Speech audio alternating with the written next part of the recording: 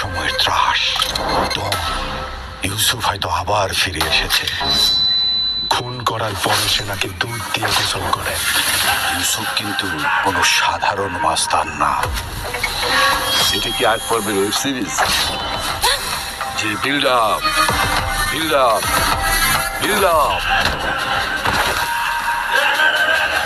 এটা সিনেমা।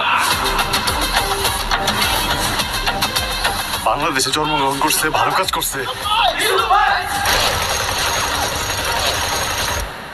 কিন্তু অসম্মানিত হয় নাই।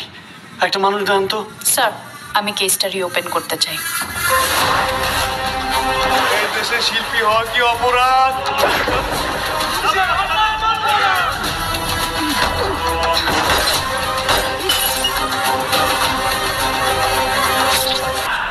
আমি অমানুষ মারি।